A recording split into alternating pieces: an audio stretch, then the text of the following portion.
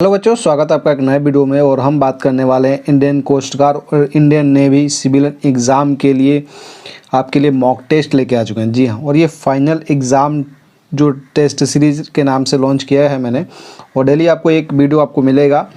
English की बात कर रहे हैं फ़िलहाल तो, और इस पर आपका अच्छा सपोर्ट रहा तो धीरे धीरे सारे सब्जेक्ट के चालू हो जाएंगे, आपके एग्ज़ाम तक कंटिन्यू रहेंगे। आपके एग्ज़ाम की डेट मैंने ऑलरेडी बता दिया है, 11, 12, 13 को एक नेवी का एग्ज़ाम है और उसके 10 दिन बाद आपका कोस्ट गार्ड का एग्ज़ाम है। तो मान लीजिए आप 10 से 12 दिन आपका नेवी के एग्ज़ाम में है और 20 दिन आपका कोस्ट गार्ड के एग्ज़ाम में। तो कंटिन्यू आपका सीरीज़ ये चलेगा, ओके, द फाइनल एग्ज़ाम के नाम से। और ये फर्स्ट क्लास होने वाला है आज, और एक भी क्वेश्चन बाहर नहीं जाएगा। ये इसलिए लिखा गया है क्योंकि सारा निचोड़ निकाल के रख दिया है मैंने। जब तक आपका एग्ज़ाम होगा सारा कंप्लीट करा दिया जाएगा, लगभग सब कुछ, राइट। तो वीडियो को लाइक कर दीजिएगा, शेयर कर दीजिएगा। एंड ये सेशन कंटिन्यू चाहते हैं कि सीरीज़ चलता रहे एग्ज़ाम तक, तो आप इस चैनल को सब्सक्राइब करके बेल आइकन के बटन को प्रेस कीजिए एंड वीडियो को ज़्यादा से ज़्यादा शेयर कर दीजिएगा। एक प्यारा सा कॉमेंट कर दीजिएगा, सीरीज़ जैसा भी लगे कॉमेंट ज़रूर कर दीजिएगा, ओके। तो इंग्लिश का ये होने वाला है मॉक टेस्ट, जिसमें हम डिस्कस करेंगे 25 क्वेश्चन। अब बहुत सारे बच्चे कन्फ्यूज़न में ये रहेंगे कि भैया कोस्ट गार्ड में तो 25 क्वेश्चन आते नहीं है, तो चिंता मत करिए, इंग्लिश आता है ना, बस इतना ध्यान रखिए। और नेवी में आपके 25 क्वेश्चन आएंगे, तो स्पेशल इसके लिए है। बाकी कोस्ट गार्ड वाले ही बच्चे देखेंगे, क्यों? क्योंकि इंग्लिश आता है आपके एग्ज़ाम में, वे राइट। और बाकी अदर एग्ज़ाम के भी जो बच्चे तैयारी कर रहे हैं एयरफोर्स ने भी, वो भी इस सीरीज़ को देख सकते हैं अगर आपकी इच्छा हो तो। स्पेशली कोस्ट गार्ड और नेवी वाले ज़रूर देखें। तो चलिए कुछ सेशन को स्टार्ट करते हैं। जैसे कि मैंने पहले ही आपको बता दिया, ये नेवी स्पेशली है, coast guard, air force, right. Ramban series the final exam, English का क्वेश्चन 25 मार्क्स का 25 क्वेश्चन यहाँ पर डिस्कस करने वाले हैं। तो सबसे पहले हमारा अगर हम बात करें तो यहाँ पे आपको इस सेशन में हमने रखा है 1 से 5 क्वेश्चन हमने पैसेज का रखा है। जी हाँ, तो थोड़ा सा बेसिकली हम इसे पढ़ने की कोशिश करेंगे। यहाँ पे read the following passage carefully and answer the question given below it in context of the passage. अगर मैं बात करूँ आप इसको सॉल्व कैसे करना है, पैसेज सॉल्व करने के लिए आपको ये नहीं कि पूरा फटाफट पूरा पढ़ रहे हैं, राइट। ऐसा पढ़ने की कोई ज़रूरत नहीं है, और ना ही इसका मीनिंग निकालने की ज़रूरत है आपको एग्ज़ाम में। बाकी मैं आपको कहूँगा, कहिएगा तो मैं आपको मीनिंग भी इसका समझा दूंगा, बट आपको एग्ज़ाम में जो है ना मीनिंग निकालने की कोई ज़रूरत नहीं है। आपको सीधा कहाँ आना है, आपको फर्स्ट क्वेश्चन पढ़ना है। What do you mean by the existential fear of death. इसका आपको कि आपका इसका क्वेश्चन से आपका क्या तात्पर्य है, राइट। इससे आपका क्या तात्पर्य है वो आपको बताना है। तो इस क्वेश्चन का मतलब यही हुआ कि जो आपका मृत्यु का अस्तित्वगत जो भय है, उससे आपका क्या तात्पर्य है, उससे आपका क्या मतलब, आप क्या समझते हैं, वो आपको यहाँ पे डिफाइन करना है। तो सीधा सीधा आपको ये क्वेश्चन आपने पढ़ा, उसके बाद ये जो यहाँ पे लिखा गया है ना, यहाँ पे the existential fear of death, fear about the death और एक्सीडेंट इस, राइट। उसके बाद यहाँ पे fear about the accident of doubt. उसके बाद दे रखा है existing fear about the victimisation, fear about the death which is an absolutely truth, absolute truth. तो यहाँ पे आपको करना क्या है, यहाँ पे देखेंगे, फटाफट पढ़ेंगे। यहाँ पे in this modern day man is filled with doubt about the existence of God and is victim of the existential fear of death, right. यहाँ पे एक्सिस्टेंशियल फियर ऑफ डेथ से क्या समझिए, इस आधुनिक युग में इसका मतलब यही हुआ कि इस आधुनिक युग में जो आदमी है, मानव जो है, संदेह से भरा पूरा है, संदेह से पूरा भरा पड़ा है। भगवान के अस्तित्व के बारे में उसे संदेह है कि भगवान है भी या नहीं है, इसके बारे में वो भरा पड़ा है। बट एक चीज़ यहाँ पे देखें क्वेश्चन में, तो हम ऑप्शन देंगे फियर अबाउट डेथ, राइट, मृत्यु का भय या एक्सीडेंट का डर। Fear about the accident of doubt, संदेह का जो यहाँ पे दे रखा है भय। Existing fear about the victimisation का, fear about the death which is an absolutely truth, right. तो यहाँ पे जो राइट आंसर, ये आपके लिए समझाने के लिए मैं इतना आपको बता रहा हूँ, अदरवाइज मैं फटाफट टिक कर दूँ आपको हवा भी नहीं लगेगा। Fear about the death which is an absolute truth, जो यहाँ पे दे रखा है ना, ये इसका मतलब हुआ जो मृत्यु जो है ना, ये परम सत्य है, इसको टाला नहीं जा सकता। और यहाँ पे यही चीज़ रहे, इसके आपसे क्या तात्पर्य, तो fear about death which is an absolute truth है, इसका राइट आंसर हो जाएगा। चलेंगे सेकंड क्वेश्चन में।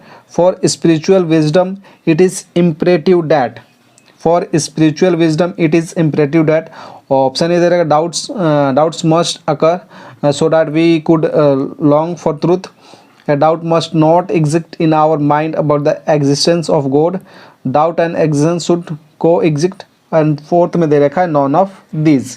तो इसका राइट आंसर क्या हो जाएगा?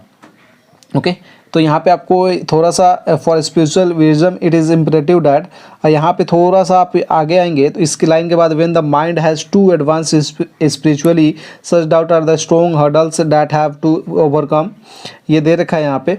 तो यहाँ पे अगर थोड़ा सा हम इससे रिलेट करने की कोशिश करें तो यहाँ पे आपको यहाँ पे कुछ ना कुछ मिलेगा, जैसे कि यहाँ पे mind about the existence of God, ये चीज़ आपको मिला क्या? नहीं मिला ना, ये मिला नहीं मिला। A doubt must not exist in our mind about the existence of God.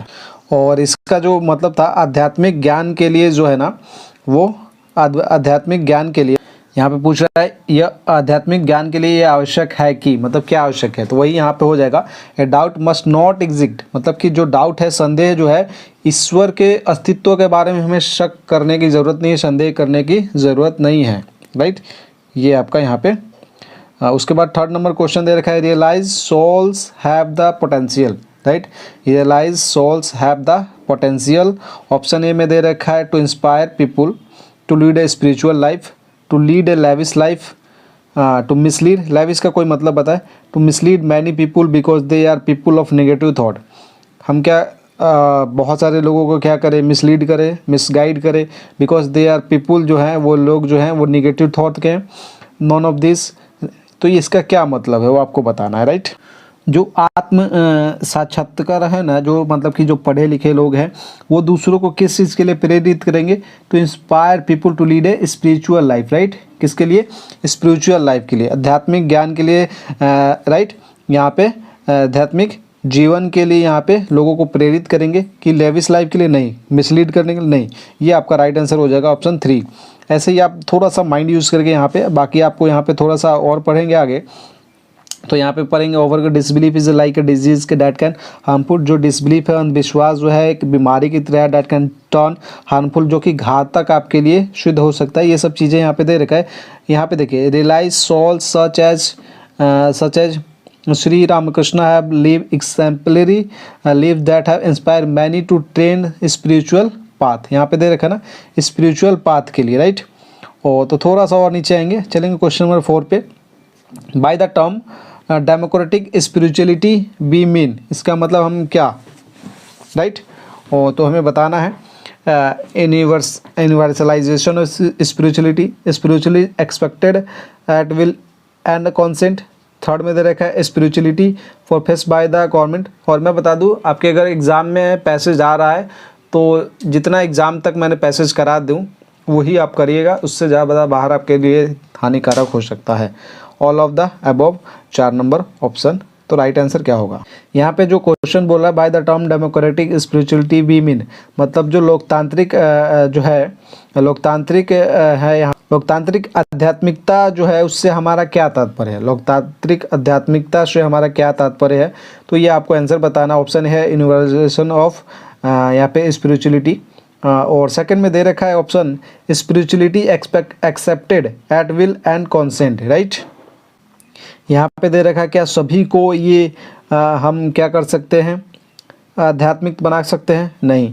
Spiritually expected at will and consent, मतलब अगर आप हमारे सहमति से हम कुछ काम कर रहे हैं तो ये सही है, अदरवाइज़ क्या ये गवर्नमेंट के द्वारा ही लागू कर देना चाहिए, सभी को आध्यात्मिक बनाना है? नहीं, ये पॉसिबल नहीं है, राइट। क्योंकि सभी अपने अपने विचारों के हैं और सभी का अलग अलग विचार है, तो जो आध्यात्मिक होना है वो अपने सहमति और अपने विचार से हो सकते हैं। तो ये राइट आंसर आपका हो जाएगा 2 नंबर, राइट। चलिए, doubt create hurdle in the path of modern day life spirituality submission, तो क्या राइट आंसर हो जाएगा 5 का, वो आपको बता देना है। तो यहाँ पे मैंने फर्स्ट ही आपको, जब ये पैसेज पढ़ेंगे तो यहाँ पे थोड़ा सा आपको मिलेगा कि such doubt are strong hurdle to have to overcome disbelief is like, यहाँ पे when the mind has spirituality such doubt are the strong hurdle, right. तो यहाँ पे राइट आंसर क्या हो जाएगा? यहाँ पे जो 5 का राइट आंसर हो जाएगा, यहाँ पे स्पिरिचुअलिटी ही राइट आंसर हो जाएगा। बाकी सारा को आपको एक क्वेश्चन पढ़ना है, उसको यहाँ पे ध्यान देना। जैसे कि यहाँ पे ये दे रखा था democratic spirituality, right, the fear of existence, spirituality, ये सब चीज़ें यहाँ पे दे रखा है सारा कुछ, राइट। ओके, चलिए अब हम चलेंगे क्वेश्चन नंबर 6 और 7। 6 और 7 में दे रखा है choose appropriate synonyms for, right. Appropriate synonym हम बताना है। ओके, तो चलिए क्वेश्चन दे रखा है 6 में असाइनमेंट, राइट। असाइनमेंट का मतलब क्या होता है? ऑप्शन ए में दे रखा है इसका सिनोनिम बताना है, सेम मीनिंग वाला बताना है। Offering, fortunate, heighten, debase. Okay, चलिए अब बताइए इसका राइट आंसर क्या होगा, देखते हैं सबसे पहले राइट आंसर कौन देता है। तो यहाँ पे अगर ऑप्शन की हम बात करें तो ऑफरिंग का मतलब होता है अर्पण, फॉर्चुनेट का मतलब सौभाग्यशाली, हाइटेन मतलब ऊंचाई वाला, राइट, और हाइटेन ऊंचाई, ओके, अधिकाधिक मतलब ऊंची चीज़ें, डीबेस मतलब नीचे दिखाना। और असाइनमेंट का भी अगर देखा जाए तो ना ही आपका सौभाग्यशाली होता है, ना ऊंचा होता है, ना नीचा दिखाना। असाइनमेंट का मतलब होता है ऑफरिंग करना, राइट, किसी को, समवन को ऑफरिंग करना, अर्पण करना। ओके, तो ये आपका यहाँ पे राइट आंसर हो जाएगा, कार्यभार टाइप का। तो ऑप्शन ए आपका करेक्ट आंसर हो जाएगा। चलेंगे क्वेश्चन नंबर 7 पे। दे रखा है 7 में स्कम्ब, राइट। क्वेश्चन नंबर 7 दे रखा है स्कम, और ऑप्शन है यहाँ पे exist, draw, deprive, yield, right.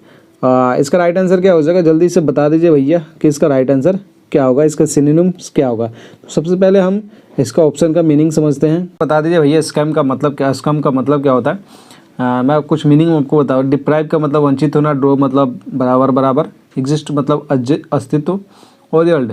अब बचता है एक ही ऑप्शन, और एक ही ऑप्शन आपका राइट आंसर हो जाएगा, यील्ड। और इसका एंटोनिम आपको कमेंट सेक्शन में बताना है, देखते हैं सबसे पहले कौन बताता है। चलेंगे क्वेश्चन नंबर 8 से स्टार्ट करते हैं। एंटोनिम बताना है। Choose appropriate antonyms for the given word, right. Option A दे रखा है vulnerable, right, vulnerable.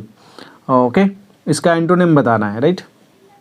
Option A है क्विट, उसके बाद काम, पता ही आपको शांत होता है। टफ मतलब टफ चीज़ें जो ठोस टाइप, वीक मतलब कमज़ोर होता है। अब हमको क्या बताना है, एंटोनिम बताना है। यहाँ पे ध्यान दीजिएगा, बहुत सारे बच्चे सिनोनिम बता देंगे। अब बहुत सारे बच्चे कंफ्यूज होंगे टफ और वीक में। ओके, टफ और वीक में मैं आपको, अगर इसका मीनिंग आपको सही से पता है तो आप टिक कर देंगे, अदरवाइज़ आप इसमें से गलत करने वाले हैं। तो चलिए मैं बता दूँ आपको, वल्नरेबल का मतलब क्या होता है भैया। वल्नरेबल का मतलब होता है कमज़ोर। मतलब अगर सिनोनिम इसका पूछ देता तो ये हो जाता, लेकिन एंटोनिम ये हो जाएगा आपका, राइट, टफ मतलब कठिन। ओके, चलें क्वेश्चन नंबर 9 पे। और क्वेश्चन नंबर 9 होता है येल। येल मीन्स चिल्लाना, राइट, येल मीन्स चिल्लाना। ऑप्शन ए दे रखा है येल्ड, राइट, और बी में दे रखा है विस्पर, उसके बाद ग्रांट, पॉसेस, राइट। और तो राइट आंसर क्या हो जाएगा वो हमें बताना है। येल का राइट आंसर क्या होगा। ओके, देखते हैं सबसे पहले कौन देता है। तो इसका राइट आंसर आपको पता हो जाना चाहिए, क्योंकि जब मैंने बता दिया येल मीन्स चिल्लाना, और विस्पर मीन्स क्या होता है, फुसफुसाना मतलब धीरे धीरे, राइट। इसका राइट आंसर हो जाएगा। चलेंगे क्वेश्चन नंबर 10 में। Spot the miss spelled word. गलत इसमें आपको बताना है, गलत वर्ड इसमें से कौन सा है। ऑब्डुरेट, शैलोन, सैक्रिलेज या विम्सिकल। तो चलिए बता दीजिए, देखते हैं सबसे पहले राइट आंसर भैया कौन देता है। ओके, चलिए फटाफट जल्दी से बता दीजिए कि राइट आंसर इसमें से कौन सा होगा। ओके, तो क्वेश्चन नंबर है 10, और 10 का राइट आंसर क्या हो जाएगा भैया। यहाँ पे अगर थोड़ा सा ध्यान दे तो विम्सिकल जो लिखते हैं वो सही है, सैक्रिलेज भी सही है, ऑब्डुरेट भी सही है। यहाँ पे सैलून का स्पेलिंग गलती है, राइट। तो सैलून का स्पेलिंग क्या हो जाएगा, OON हो जाएगा। तो ये यहाँ पे ये राइट आंसर हो जाएगा। चलेंगे बाकी नीचे, यहाँ पे to show the white feather, right, इसका मतलब क्या होगा वो आपको हमें बताना है। और राइट क्वेश्चन नंबर 11 है, और क्वेश्चन नंबर 11 का जो राइट आंसर क्या हो जाएगा वो बताना है। The show the white feather, इसका मतलब क्या होगा, राइट। जो शो द वाइट फेदर का मतलब होता है, मतलब कि अगर इसका सही मीनिंग निकाले, मतलब सफ़ेद पंख दिखाना ऐसे बोले तो वो उसको बोलते हैं, एक मुहावरा टाइप का हो गया ये। और ये उसको लिए बोलते हैं जो क्या होते हैं, कायर होते हैं। कोई भी काम कहो वो कहते हैं हाथ खड़ा कर देते हैं, बोलते हैं ना, हाथ खड़ा कर देते हैं, भैया हमसे नहीं होगा, right. To give true explanation नहीं, to show sign of cowardice मतलब कि कायरता की पहचान हो जाती है वो अपने हाथ खड़े, कोई भी काम बोलोगे वहाँ अपने हाथ खड़े कर देते हैं, राइट। तो इस तरीके से चलेंगे। यहाँ पे रिमूवल टू पूछा गया है, remove to from the following, right. He walks too slowly, अब इसका हमें बताना है। और चलिए इसका रिमूवल टू है, इसका रिमूवल टू करिए, राइट। तो टू हटा के क्या हटे आएगा ये हमें बता दीजिए फटाफट। और क्वेश्चन नंबर 12, और 12 क्वेश्चन नंबर का राइट आंसर क्या होगा? ही वॉक्स सो स्लोली, या he walks so slowly than it is proper, he walks more slowly than it is proper, and fourth he was more slowly than it has been, right. तो फटाफट बता दीजिए भैया इसका answer क्या होगा, इसका आंसर क्या होगा। तो मैं आपको बता दूं इसका आंसर क्या होगा। तो चलिए फटाफट इसका आंसर बता दीजिए। ओके, तो इसका आंसर क्या हो जाएगा? 12 का। तो 12 का आपका आंसर हो जाएगा भैया, जल्दी से बता दीजिए। तो इसका एक रूल होता है, अभी ही वॉक्स टू स्लोली, कभी आप कहेंगे तो मैं इसे एक्सप्लेन करूँगा। बाकी इसका जो हो जाएगा ही वॉक्स सो स्लोली होगा नहीं, क्योंकि ये बनता है, ये 2 बार में टूटता है। He walks so slowly than it is proper, ये क्या हो जाएगा? ओके, तो उसके बाद है he walks more slowly than it is proper, right. तो यहाँ पे क्या हो जाएगा? ओके, तो ये आपका राइट आंसर यहाँ पे हो जाएगा he walks more slowly than it is proper. Okay, change the voice, voice इसको बनाना है वाच्य जिसे बोलते हैं। I can perform it, I can be performed, it can be perform by me, it can be perform, I can be perform by it. देखिए अब इसका थोड़ा सा लॉजिक आप क्या करना है, वॉइस बनाने में ज़्यादातर आपको इतना ध्यान रखना है, जो लास्ट में वो है पहले आ जाएगा, जो पहले है वो लास्ट में चला जाएगा। आई को हम क्या लिखते हैं? आई का मी बना देते हैं, यू का यू ही रहता है, राइट। ही का हिम हो जाता है, सी का क्या हो जाता है? हर हो जाता है। तो ये आपको दे का क्या हो जाता है? दे का देम हो जाता है। तो ये ध्यान रखना है, बी रहेगा तो अस हो जाएगा, ये आपको वॉइस में ध्यान रखना है, राइट।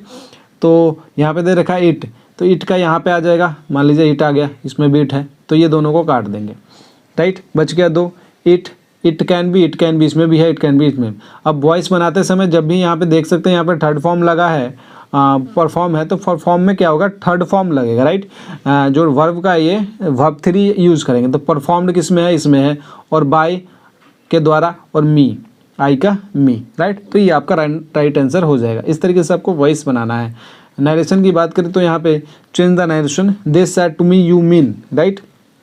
तो they scold me mean, they scolded me calling you mean, they scolded and me and said mean to me, और they scolded me and said that I was mean, right. तो 14 का right answer क्या होगा वो आपको बताना है। तो मैं आपको बता दूं, दे सेड टू मी मतलब कि दे स्कोल्डेड मी, दे स्कोल्डेड मी यहाँ पे भी है, स्कोल्डेड मी यहाँ पे भी है, स्कोल्डेड मी यहाँ पे भी, सब में है भैया, अभी तक कोई चेंजमेंट नहीं है। अब यहाँ पे यू मीन दे रखा है, राइट। तो यू मीन का डायरेक्ट क्या, यहाँ पे सेकंड पर्सन जो है वहाँ पे ऑब्जेक्ट के अनुसार होता है, राइट। ऑब्जेक्ट के अनुसार होता है, तो यहाँ से उठेगा, ये यहाँ से नहीं उठेगा। सेकंड पर्सन जब आएगा तो यहाँ से उठेगा, और यहाँ से उठेगा तो यहाँ का मी का क्या बन जाएगा? आई बन जाएगा यहाँ पे। क्यों? क्योंकि ऑलरेडी मी दे रखा है यहाँ पे, स्कोल्टेड मी, और मी दे रखा है, फिर से मी हो जाएगा क्या? नहीं होगा। And said that, okay, I was mean, okay, इसका टेंस यहाँ पे चेंज होता है। चलिए अब हम बात करेंगे 15 number question, adjective of origin is. Origin का एडजेक्टिव हमें बताना है, राइट। और देखते हैं सबसे पहले राइट आंसर क्या देते हैं। तो एडजेक्टिव जो हो जाएगा ओरिजिन का, थोड़ा सा भी आप पढ़े होंगे, तो ओरिजिन का एडजेक्टिव हो जाएगा original, right. Original, past participle of इविव, इसका आपको पास्ट पार्टिसिपल बताना है, मतलब कि थर्ड फॉर्म आप सीधा सीधा कहे तो ओवेन हो जाएगा इसका right answer. Masculine of which, right. Masculine of, इसका क्या बताना है? चुड़ैल का मस्कुलिन जेंडर, ये फीमेल है, इसको जेंडर कर देना है, मतलब कि मेल कर देना है। तो क्या हो जाएगा? तो ये हो जाएगा wizard, wizard. Plural of turf, turf का प्लूरल आपको बताना है भैया, प्लूरल ऑफ टफ। तो टर्फ क्या है? तो टर्फ का टर्फ्स आपका हो जाएगा राइट आंसर। फटाफट हमने 18 तक क्वेश्चन को निपटा दिया है। ओके, चलेंगे क्वेश्चन नंबर 19 पे। Give one word for the following, one who deserts his religion. अच्छा लग रहा हो सेशन तो लाइक कर दीजिएगा, एंड इसका PDF भी आपको टेलीग्राम पे प्रोवाइड करा दिया जाएगा, सो वहाँ से आप लोग डाउनलोड कर लीजिएगा, जिसका लिंक वीडियो के डिस्क्रिप्शन में डाल रखा है। One who deserts his religion, one who deserts his religion, इसका आपको क्या बताना है भैया? वन वर्ड बताना है, राइट। तो देखते हैं सबसे पहले राइट कौन आंसर देता है। तो one who desert his religion, जो त्याग वगैरह कर देते हैं पूरा, उसे क्या कहते हैं? एपोस्टेट कहते हैं। एपोस्टेट कहते हैं। तो ये आप नोट कर लीजिए इसका वन वर्ड। अब हम 20 से 25 तक क्या करेंगे? फिल इन द ब्लैंक्स करेंगे विद द वर्ड के साथ। चलिए, और हमारा दे रखा है हॉर्सेस डैश डैश डैश। अब इसको, इसमें सारे का आवाज़ दे रखा है, राइट। तो ये कैसे? लो, ब्लीट, नीफ, कैकल, राइट। तो हमें क्या बताना भैया? इसका क्या बताना है? राइट। हॉर्सेस कैसे करते हैं? हॉर्सेट यहाँ पे बहुत लोग बोलेंगे मिमियाना थोड़ी करते हैं। मिमियाना बकरी है, भेड़ थोड़ी है, गोरा है भैया। ओके, 20 नंबर क्वेश्चन अगर देखेंगे तो इसमें बता रहा है क्या? तो हॉर्स का क्या हो जाएगा यहाँ पे? नीफ हो जाएगा, राइट। क्या हो जाएगा? Knife, right. तो ये राइट आंसर हो जाएगा। ओके, और घोड़ा क्या करता है? हिनहिनाता है, राइट। ब्लीट मतलब मिमियाना होता है, तो ब्लीट मिमियाएगा थोड़ी। ओके, तो नीफ राइट आंसर हो जाएगा। चलेंगे क्वेश्चन नंबर 21 पे। Be agree dash dash most things. Be agree for most things, be agree about most things, be agree by most things, be agree to most things. तो यहाँ पे right answer क्या हो जाएगा? मेरा एक फिक्स प्रीपोजिशन का ना एक सीरीज है, लगभग उसमें 250-300 को मैंने फिक्स प्रीपोजिशन का रखा है। डायरेक्ट आपको यहाँ से हिट हो जाते हैं, मतलब फिक्स प्रीपोजिशन एग्जैक्ट वही आएगा, उससे अलावा कुछ नहीं आएगा। अगर वो किसी को लेना हो तो ज़रूर बता दीजिएगा। ओके, 25 रुपीज़ में आपको मिल जाएगा वो, राइट। 25 रुपीज़ में फिक्स प्रीपोजिशन का सीरीज, जिससे 2-3 क्वेश्चन टच हो जाते हैं डायरेक्ट ही एग्जाम में इंग्लिश के, राइट। अगर 25 क्वेश्चन आपके एग्जाम में पूछ रहा है तो। ओके, तो हम 21 नंबर क्वेश्चन की बात करें तो यहाँ पे दे रखा है be agree about most thing होगा कि agree to most things, right. अगर देखिए यहाँ पे थिंग की बात कर रहा है, वस्तु की बात कर रहा है, जबकि मैंने जो फिक्स प्रीपोजिशन का जो सीरीज बनाया है उसमें जो PDF बनाया है, यहाँ पे देखिए एक तो होता है एग्री टू मी, मतलब मी का मतलब लिविंग थिंग्स, मतलब लिविंग जो आ जाएंगे, मतलब कि agree to me, agree to you, agree to him, agree to them, ये सब आ जाएंगे, राइट। और एक होगा वस्तु के लिए, एक तो प्राणी के लिए बात करें और एक होगा वस्तु के लिए। तो agree about things, agree to me, इतना ध्यान रखिएगा। एग्री टू मी और एग्री अबाउट थिंग्स। तो यहाँ पे थिंग्स की बात करें तो अबाउट आपका राइट आंसर हो जाएगा।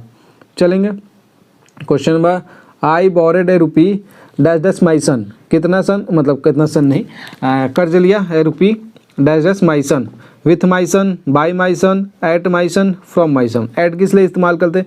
बाई मतलब के द्वारा, विथ मतलब साथ, एट मतलब एज प्लेस वगैरह अगर प्रेजेंट करने के लिए टाइम वगैरह को क्लॉक करता है। यहाँ पे फ्रॉम मतलब कि मैंने कर्ज लिया किससे? अपने बेटे से, फ्रॉम माई सन। तो फ्रॉम आपका राइट आंसर हो जाएगा। तो 22 का जो हो जाएगा वो डी आपका, मतलब 4 नंबर आपका करेक्ट आंसर हो जाएगा। चलेंगे 23 नंबर क्वेश्चन पे। A set a pen dash dash purchase. बहुत सारे बच्चे ऐसे भी होंगे जो चाहते हैं एक ही बार में हमें मिल जाए, कंप्लीट प्रीवियस ईयर क्वेश्चन एक ही बार में मिल जाए। 10-10 मॉक टेस्ट का मैंने PDF बना रखा है, अगर चाहते हैं तो वो आप ले सकते हैं भैया। 250 रुपये में आपको मिल जाएगा। किसी को लेना हो नेवी सिविलियन का तो 250 में, और 300 में आपको कोस्ट गार्ड का मिल जाएगा। जिसको लेना हो हमें क्या करेंगे, इस नंबर पे मैसेज कर देंगे, 7563830145 पे मैसेज करेंगे, आपको प्रोवाइड करा दिया जाएगा। और ये टेस्ट रामबान है और ये भी आपके लिए बहुत ही हेल्पफुल है। Has purchase, have purchased, has been purchase, have been purchase. अगर आप टेंस वगैरह पढ़ते हैं तो थोड़ा सा यूज़ करेंगे माइंड, तो हैज़ परचेज होगा कि हैव परचेज होगा कि हैज़ बिन होगा कि हैव बिन होगा, राइट। सिंगुलर यूज़ करेंगे कि प्लूरल यूज़ करेंगे, पहले तो वही समझ लीजिए। तो ये है क्वेश्चन नंबर 23, और 23 का राइट आंसर क्या हो जाएगा? इस सेट ए पेन की बात कर रहे हैं, एक की बात कर रहे हैं, हैव तो बिल्कुल भी नहीं होगा, तो ये हैव हटा दीजिए। अब हैज़ करेगा कि हैज़ बिन करेगा, तो यहाँ पे इस सेट हैज़ बिन परचेज की बात कर रहा है, तो हैज़ बिन यहाँ पे यूज़ करने वाले हैं। चलेंगे 24 क्वेश्चन नंबर पे। वर्क हार्ड और dash dash you fail, you failed, you fall. यहाँ पे फॉल तो होगा नहीं, फॉल मीन्स गिरना होता है, failed means failed, failed, fail, you will fail, you fail, या फिर यू फेल्ड, राइट। तो क्या हो जाएगा 24 का? तो 24 का राइट आंसर हो जाएगा वर्क हार्ड, मतलब कि मेहनत करिए, अदरवाइज यू विल फेल, तुम फेल हो जाओगे। तो राइट आंसर 4 नंबर आपका हो जाएगा। चलेंगे क्वेश्चन नंबर 25 पे। और he was brought dash dash by mister Gupta, he was brought dash dash by mister Gupta. 25 number question है। और यहाँ पे इसका ब्राउट अप होगा कि ब्राउट फ्रॉम होगा, ब्राउट टू होगा, नो प्रीपोजिशन।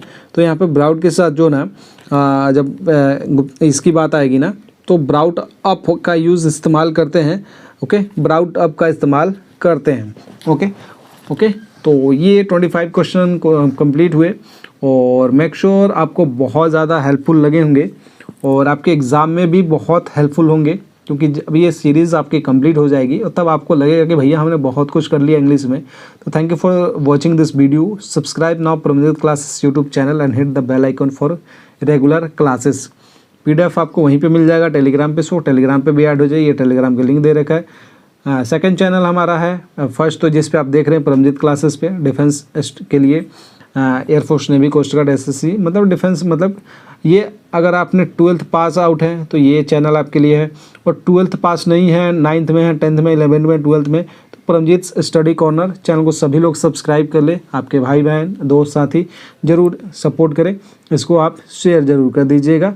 बाकी टेलीग्राम चैनल का लिंक है, वीडियो को लाइक कर दीजिए, शेयर कर दीजिए। सेशन कैसा लगा कमेंट सेक्शन में बता दीजिएगा, और ये कंटिन्यू सीरीज रहे एग्जाम तक, उसको भी एक प्यारा सा कमेंट कर दीजिएगा। मिलते हैं एक नए वीडियो में, तब तक के लिए बाय, जय हिंद, जय भारत, वंदे मातरम।